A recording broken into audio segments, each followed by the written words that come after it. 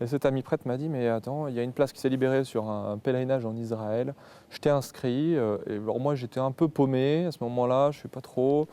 Je me dis: «OK, j'y vais». Et pendant 5 jours, on a marché dans le désert et là, quand il y avait des enseignements, j'allais un peu plus loin, je peignais des aquarelles, j'aime bien dessiner. Alors on remonte le désert et puis on arrive au lac de Tibériade.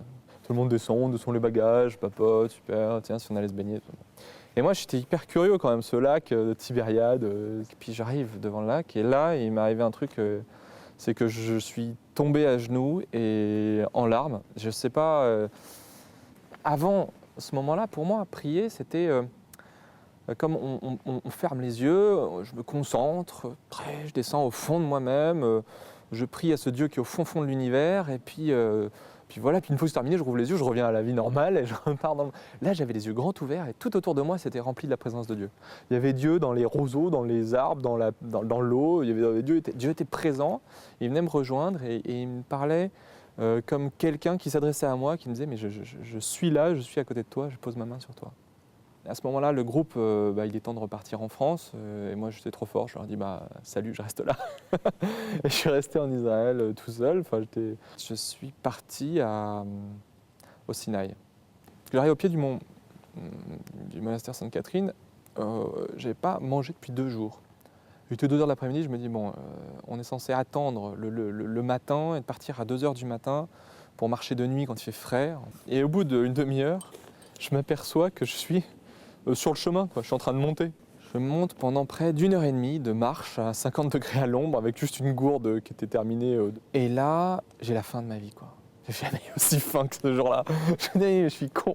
Je suis en haut du mont Moïse en plein désert et j'ai monté cette montagne à 2 heures de l'après-midi. Enfin, tout ce qu'on m'a dit de pas faire. Sinon, je veux redescendre, j'ai 2 heures de route. Enfin, qu'est-ce que je fais, quoi? Je me dis: on va se calmer, on va prier. Puis alors, je prends mon chapelet, je vais marcher un peu. J'entends une voix qui crie: Raphaël! Je me dis, je suis au milieu du désert, j'ai eu personne que je connais depuis 5-6 jours, enfin je me suis dit, c'est absurde. Alors je me dis: oui Seigneur. Et puis là j'entends: Raphaël. Et puis là je me retourne, et puis il y a un gars qui m'appelait, et en plus il est français, mais c'est fou, un français à cette heure-là. Et le gars me dit: non, on est avec un groupe, il y a un gars qui s'appelle Raphaël dans le groupe, et donc je t'appelais en croyant que c'était lui. On s'apprêtait à partir demain matin à 2 heures du mat, mais le responsable de notre groupe, tout à coup, il a dit: non, on monte ce soir, il faut qu'on monte ce soir. Et on ne sait pas pourquoi. Je dis: moi je sais pourquoi. Amen Seigneur, merci de m'apporter mon dîner, c'est extraordinaire. Et il me dit: mais je suis désolé, par contre il va falloir que tu attendes un peu, parce qu'en fait avant de dîner, on va avoir la messe. Mais moi, la messe, j'avais pas encore vraiment découvert le sens de la messe, la nécessité de la messe, tout ça, c'était très très lointain. Il y a eu la lecture de la parole de Dieu, puis l'Eucharistie, et puis j'avais plus faim. J'étais nourri, j'étais complètement nourri. Il m'a montré la vraie nourriture, quoi. Il m'a dit: mais ta nourriture, c'est la parole de Dieu, ta nourriture, c'est l'Eucharistie. Il a mis de l'ordre dans ma vie.